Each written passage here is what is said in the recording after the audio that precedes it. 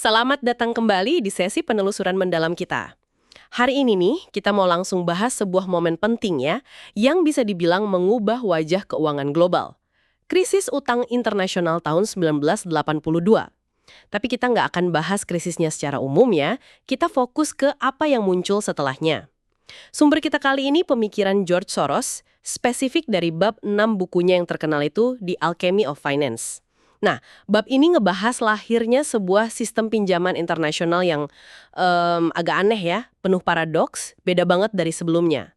Misi kita hari ini, membongkar logika di balik sistem kolektif ini. Yang kata Soros, ironisnya, ini lebih kayak cara buat bertahan dari kegagalan, bukan resep sukses. Mari kita coba kupas bareng-bareng. Iya, betul sekali. Apa yang Soros ceritakan di bab 6 ini memang sebuah fenomena yang unik pada masanya. Dia kasih nama sistem kolektif pinjaman. Ini bukan lagi soal bank-bank yang kompetisi, saling sikut, cari untung di negara berkembang gitu ya. Krisis 82 itu memaksa ada pergeseran besar. Fokusnya jadi ke kerjasama.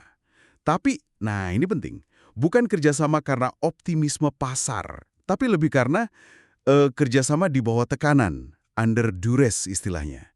Tujuannya cuma satu, mencegah sistem keuangan global itu ambruk total. Jadi prioritasnya ya menyelamatkan apa yang udah terlanjur ditanam, bukan cari profit baru lagi. Anda sebut tadi sistem baru ini kontras ya sama yang lama. Jadi penasaran nih, sebelum 82 meletus itu, emang kayak gimana sih medan perang pinjaman internasionalnya? Apa bedanya? Ke negara-negara berkembang, motifnya jelas, cari margin keuntungan yang lebih tinggi dibanding pasar di negara mereka sendiri. Di sini nih, Soros menyoroti konsep kuncinya dia bekerja, yaitu refleksivitas. Ada semacam lingkaran, refleksif positif gitu. Maksudnya, persepsi dan tindakan itu saling mempengaruhi, muter terus. Jadi, kemauan bank buat terus kasih pinjaman, ini kan tindakannya. Itu seolah memperkuat persepsi pasar kalau negara peminjam ini mampu bayar. Ini persepsi. Persepsi positif ini bikin bank makin semangat lagi kasih pinjaman, tindakan lagi. Dan gitu terus. Banknya ngerasa aman, negaranya terus dapat dana segar. Wah, kayak pesta kredit ya, yang kelihatannya nggak bakal berhenti. Sampai akhirnya, boom, krisis 82. Lingkaran positifnya pecah. Terus apa yang terjadi? Gimana sistem kolektif yang Anda sebut tadi bisa ngambil alih? Cara kerjanya gimana tuh? Tepat. Krisis 82 itu kayak membalikan keadaan gitu aja. Sistem baru yang muncul setelahnya jadi bersifat kooperatif. Tapi ini poin pentingnya. Ini bukan kerjasama sukarela yang didasari niat baik bareng-bareng. Bank-bank itu ditekan, didorong, bahkan bisa dibilang dipaksa kasih pinjaman baru. Seringkali bukan karena mereka lihat, wah ini prospeknya bagus, tapi cuma buat melindungi investasi gede yang udah terlanjur mereka tanam sebelumnya. Mereka nggak mau dong aset mereka di negara itu jadi nol nilainya kalau terjadi gagal bayar massal. Makanya mereka terpaksa bertindak bareng-bareng secara kolektif, biasanya lewat konsorsium gitu. Nah, lingkaran refleksifnya jadi kebalik, jadi negatif. Ketidakmampuan dan keengganan bank kasih pinjaman baru, kecuali ya terpaksa banget buat cegah default, itu saling memperkuat dengan ketidakmampuan dan keengganan negara peminjam buat bayar utang. Jadi serba salah. Bareng, kedengarannya tegang banget dan rapuh. Apa sih sebenarnya yang jadi lem perekatnya? Prinsip dasar apa yang bikin para pemain di kolektif yang canggung ini mau bersatu? Perekat utamanya, kalau kita lihat analisis Soros di bab 6 ini, itu sebuah prinsip yang nggak tertulis tapi kuat banget. Menjaga integritas utang. Preserving the integrity of the debt. Gini loh maksudnya. Ini asumsi dasar bahwa utang yang ada itu harus, paling nggak di atas kertas ya, dianggap nilainya utuh dan suatu saat nanti bakal dibayar. Kalau prinsip ini ambruk, kalau semua pihak bilang udah deh ini utang macet parah nggak bakal kebayar, wah itu seluruh sistem perbankan internasional bisa ikut goyang, bahkan runtuh. Prinsip inilah yang maksa para bankir swasta, lembaga kayak IMF, bahkan Bank Sentral Negara Maju buat duduk bareng cari jalan, meskipun ya solusinya nggak ideal. IMF perannya jadi sentral banget. Negosiasi paket kebijakan penghematan yang keras ke negara peminjam. Tujuannya, biar negara itu bisa napas dikit, paling nggak bisa bayar utang lama. Jadi, kebutuhan pinjaman baru bisa ditekan. Nah, Bank Sentral Negara Maju juga perannya jadi menarik. Mereka nggak cuma jadi lender of last resort buat bank domestik aja, tapi secara nggak langsung ikut nolongin negara peminjam. Demi apa? Ya, demi mencegah efek domino ke sistem perbankan negara mereka sendiri. Ini benar-benar kayak gambaran sistem yang lagi jalan di atas tali ya. Kelihatannya semua pihak harus nelan pil pahit, harus ngorbanin sesuatu demi menjaga bangunan ini nggak roboh. Bener nggak sih? Persis. Pengorbanannya tuh nyata banget di semua sisi. Negara peminjam kan dipaksa nerima program penghematan, austerity. Dampaknya berat banget buat rakyat dan ekonomi mereka. Soros bahkan pakai istilah negative resource transfers. Ini ironis banget, karena artinya aliran dana bersih malah ngalir keluar dari negara berkembang yang lagi susah ke negara kreditur yang kaya. Sementara itu, bank-bank swasta, ya meskipun ogah-ogahan, dipaksa nyuntik kredit baru ke negara yang jelas-jelas lagi berisiko tinggi. Seringnya, jumlah kredit baru ini cuma cukup buat bayar bunga utang lama, bukan buat investasi yang produktif. Di sini Soros menyoroti adanya asimetri. Asimetri yang fundamental dan problematis. Negara peminjam harus bayar bunga atas pinjaman baru yang dipaksakan ini, sementara bank secara akuntansi bisa mencatat bunga itu sebagai pendapatan. Ini kan dilema banget. Ini agak membingungkan ya. Di satu sisi sistemnya dijaga biar nggak kolaps, tapi kok di sisi lain beban utang negara peminjam malah nambah terus karena bunga dari pinjaman baru itu. Jadi inti dilema yang nggak terpecahkan ini apa sih menurut Soros? Kayak lingkaran setan gitu ya kedengarannya? Anda nangkep persis esensinya. Dilema intinya ya di situ. Masalah mendasarnya adalah setiap solusi sementara yang dikasih, misalnya pinjaman baru cuma buat bayar bunga, itu malah bikin masalah utang jangka panjangnya makin parah. Total pokok utang negaranya kan jadi bengkak terus. Persis kayak kata pepatah, gali lubang tutup lubang. Bank-bank sendiri sebenarnya ya sadar juga, mereka mulai pelan-pelan terima kenyataan pahit ini. Makanya mereka mulai membentuk cadangan kerugian pinjaman, bad debt reserves, di neraca mereka. Ini kayak pengakuan terselubung kalau mereka tahu, wah ini sebagian besar pinjaman kayaknya nggak bakal balik penuh deh.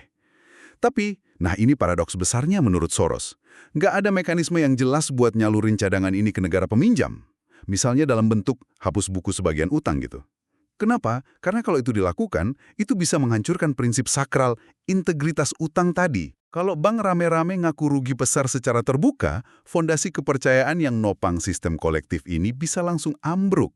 Jadi mereka kayak kejebak gitu, ngaku salah bahaya, tapi terus nutupin juga nggak nyelesain masalah. Wah, benar-benar sebuah konstruksi yang aneh dan penuh kontradiksi ya.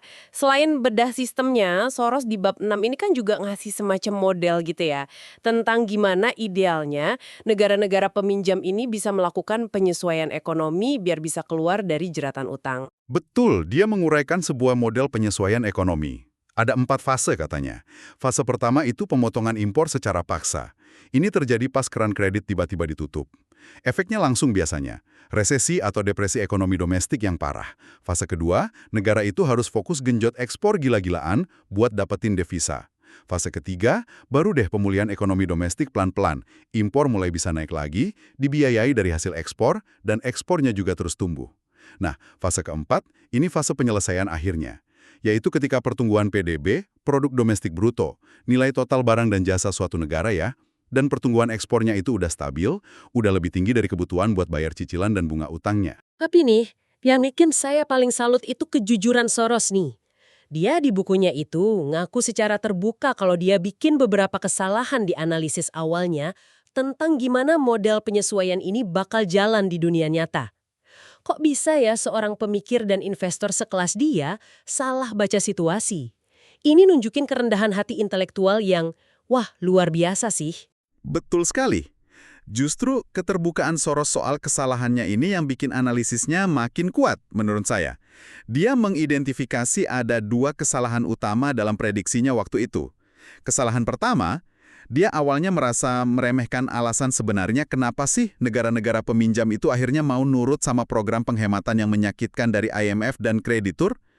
Dia sempat mikir, oh mungkin karena mereka pengen jaga akses ke pasar modal internasional di masa depan, atau takut aset negara mereka di luar negeri disita. Ternyata, setelah diamati lagi, daya tawar terkuat yang dimiliki kreditur itu adalah ancaman pemutusan akses ke pasar ekspor mereka. Coba bayangin, ekonomi domestik udah hancur lebur karena penghematan, terus satu-satunya mesin penghasil devisa, yaitu ekspor, diancam mau ditutup juga. Wah, itu negara bisa lumpuh total. Ancaman isolasi ekonomi ini ternyata efektif banget. Dia kasih contoh Argentina yang secara teori mungkin bisa survive dari embargo komoditas. Tapi secara politik dan ekonomi nggak mau banget terasing dari dunia barat. Nah, kesalahan kedua, dia juga meremehkan kapasitas beberapa negara peminjam, terutama Brazil waktu itu, buat naikin volume ekspor mereka secara signifikan. Kenapa? Karena ternyata di luar dugaan dia, ekonomi global waktu itu pulihnya lebih kuat dari perkiraannya. Jadi permintaan dunia buat barang ekspor dari negara berkembang itu masih tinggi. Kolektif pinjaman secara keseluruhan. Apa ini dianggap solusi yang berhasil? Kesimpulannya, terus terang aja agak suram ya.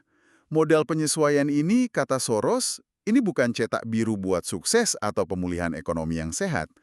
Sebaliknya, ini lebih tepat disebut sebuah model untuk bertahan hidup dari kegagalan, a model for surviving failure.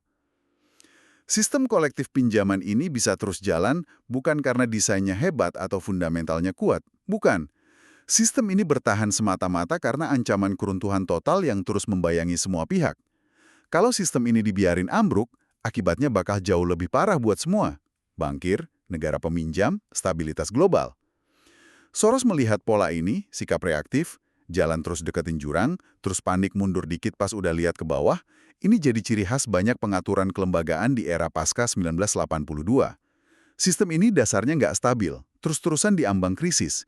Dan ironisnya, cuma rasa takut akan krisis itulah yang bikin dia tetap berdiri. Bener-bener mekanisme pertahanan diri yang lahir dari keputusaan ya. Sangat paradoksal. Dan ini, sekali lagi ya, contoh sempurna dari teori refleksivitas Soros yang bekerja di skala makro. Persepsi, ekspektasi, tindakan para pemain utama, ketakutan bankir akan rugi besar, kebutuhan mereka melindungi neraca keuangan, mungkin sedikit poles laporan dengan nggak langsung hapus buku kredit macet, terus kebutuhan vital negara peminjam buat jaga akses pasar ekspor demi bertahan hidup, semua elemen subjektif ini secara aktif membentuk dan mengubah realitas objektif dari sistem pinjaman itu sendiri. Ini bukan cuma soal angka dan hukum ekonomi di ruang hampa. Psikologi kolektif, persepsi yang seringkali bias, kepentingan tersembunyi, dinamika kekuasaan antar pemain, itu semua secara fundamental nentuin gimana sistem ini bekerja dan berubah. Kenapa sih kita repot-repot ngertiin seluk-beluk sistem pinjaman internasional dari tahun 80-an ini? Apa relevansinya sekarang? Saya lihat sih, paling nggak ada 3 pelajaran penting ya. Pertama, ini studi kasus yang jelas banget tentang gimana krisis finansial itu bisa melahirkan solusi darurat yang jauh dari ideal. Penuh kontradiksi, tegang, tapi anehnya bisa bertahan. Ya minimal sementara lah. Kedua, ini bukti nyata betapa kuatnya peran persepsi, ketakutan bareng-bareng, dan kepentingan yang nggak melulu rasional secara ekonomi, kayak keenggangan bank ngaku rugi tadi, dalam mengendalikan keputusan finansial skala raksasa. Kadang, faktor psikologis dan politis ini bisa ngalahin logika ekonomi murni di buku teks. Ketiga, dan ini mungkin yang paling relevan sampai sekarang, sistem kolektif pinjaman ini nunjukin dengan telanjang dinamika kekuasaan dan ketergantungan yang kompleks banget antara negara kreditur, biasanya negara kaya, dan negara debitur, negara berkembang. Asimetri yang disorot Soros, peminjam dipaksa bayar bunga atas utang baru yang cuma buat nutup utang lama, sementara kreditur nyatat itu sebagai pendapatan, itu kan memperkuat ketidakseimbangan ini meskipun di permukaan kelihatannya kerjasama. Gaung dinamika ini mungkin masih kerasa dalam hubungan utara-selatan sampai sekarang. Jadi kalau kita simpulkan nih, sistem kolektif pinjaman yang dianalisis Soros di bab 6 ini itu kayak makhluk finansial yang unik dan aneh ya. Lahir dari krisis, strukturnya rapuh, logikanya penuh kontradiksi, geraknya karena kerjasama di bawah todongan pistol, metaforis ya, dan cuma bisa bertahan karena semua pemainnya lebih takut sama skenario alternatif yang lebih ngeri, ambruk total. Sistem yang hidupnya di pinggir jurang terus. Dan Soros melihat pola ini, pendekatan tambal sulam yang reaktif, jalan ke tepi jurang lalu mundur ketakutan. Ini sebagai karakteristik yang lebih luas dari era itu. Gak cuma soal utang internasional aja. Pengamatannya ini terus memunculkan sebuah pertanyaan reflektif nih, yang mungkin relevan buat Anda pikirkan lebih jauh. Mungkinkah ya pola dasar yang sama, kerjasama yang dipaksakan oleh situasi darurat, solusi sementara yang penuh paradoks dan cuma nunda masalah inti, terus ketakutan kolektif akan keruntuhan sebagai satu-satunya lem perekat sistem, mungkinkah itu masih mewarnai cara kerja sistem keuangan global kita, atau bahkan mungkin arena politik internasional kita sampai hari ini? Nah, itu pertanyaan terbuka untuk Anda renungkan. Sampai jumpa di sesi penelusuran mendalam kita berikutnya.